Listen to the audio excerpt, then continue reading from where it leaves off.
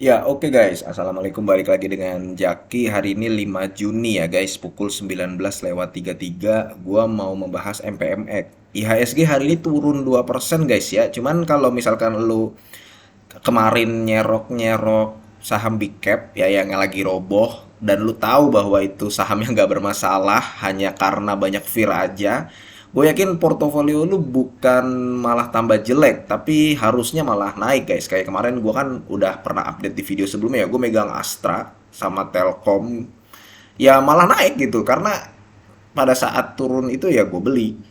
Itu guys, kita perlunya tahu fundamental sebuah perusahaan kayak begitu guys. Karena walaupun turun 2%, saham-saham yang turun hari ini tuh hanya ya dipengaruhi saham-saham Barito aja guys, sahamnya PP aja. Nah, gue mau bahas MPMX guys. MPMX ini ya kalau misalkan dia kan udah fix ya membagikan dividen 10%.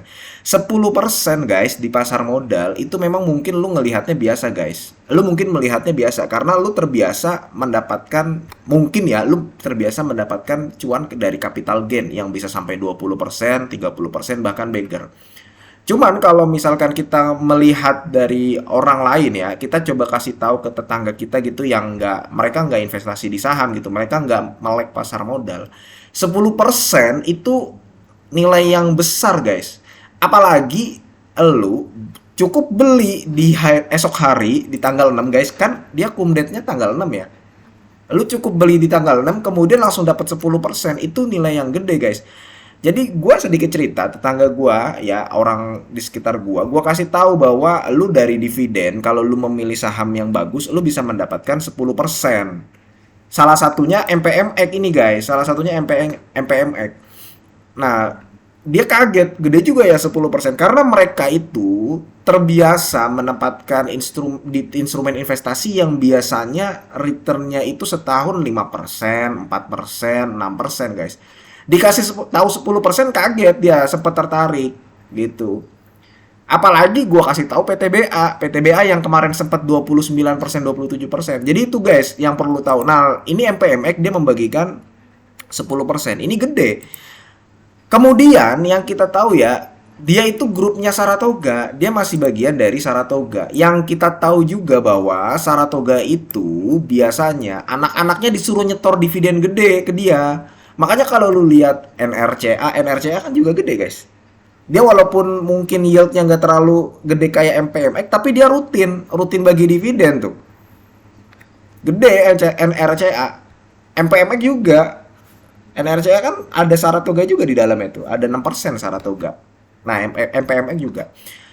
Kemudian ya, MPMX di tahun 2024 bagus juga kinerjanya. Kinerjanya itu dia naik bisa mencatatkan laba bruto 300 miliar ya, 300 miliar. Kemudian laba bersihnya itu adalah di sini nih guys. Nih, 164 miliar. Naik sekitar 10 sampai 20%. Karena gini, bisnisnya kita kan ngelihat ya bahwa eh, perusahaan MPMX ini diuntungkan karena model bisnisnya adalah kontributor terbesarnya dia merupakan distribusi kendaraan roda 2 AHM. Ya, orang nggak bisa beli rumah, eh, makanya banyak perusahaan-perusahaan properti yang sahamnya belum naik dan untungnya belum besar. Makanya ada BP Tapera juga karena memang masyarakat mengetahui beli rumah susah, harganya mahal. Orang sulit beli mobil di zaman sekarang, apalagi kebutuhan pokok naik.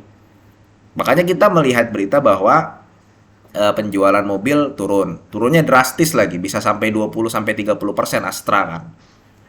Cuman orang tetap bisa beli motor, guys. Gua ada usaha bengkel dan akan selalu ada motor-motor baru itu, guys. Motor-motor sekarang Honda tuh ngeluarin Stylo. Kemudian ada mau ngeluarin motor listrik. Kemudian ada lagi tuh all new Honda Beat yang sekarang keyless pakai remote. Kayak PCX sama ADV. Jadi apalagi kalau persebaran-persebaran di wilayah sana guys ya, di wilayah Surabaya, Jawa Timur, Nusa Tenggara dan sebagainya.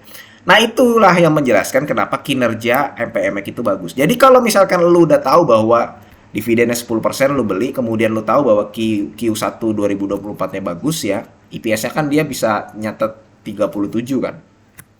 Ya, bukan tidak mungkin sahamnya memang jeblok, akan jeblok besok. Cuman nanti akan balik lagi, guys. Apalagi kalau misalkan potensi dividennya nanti lebih gede daripada tahun sekarang, ya dia bisa balik lagi bahkan lebih dari angka sekarang. Lebih dari angka sekarang nih, di angka berapa? 1060 kan sekarang. Jadi itu guys untuk MPMX ya. Ini video setelah gua libur dari kemarin guys, MPMX bagus, bagus banget kalau gue lihat ya. Cuman memang dia sahamnya saham defensif, nggak lu nggak bisa mengharapkan dia sampai ke 1.800 kecuali dia membagikan dividen 180 kayak tahun 2021. Bisa tuh mungkin naik ke 1.400, bisa naik ke 1.500. Tapi ya begitu memang modelnya MPMX. Nanti lu ketika turun average down lagi, kalau lu beli besok ya average down lagi baru ntar naik lagi. Oke, mudah-mudahan video ini bermanfaat dan semoga lu sehat selalu sehingga kita bisa bertemu kembali di video-video selanjutnya. Ini bukan ajakan jual beli. Gua akhiri, wassalamualaikum warahmatullahi wabarakatuh.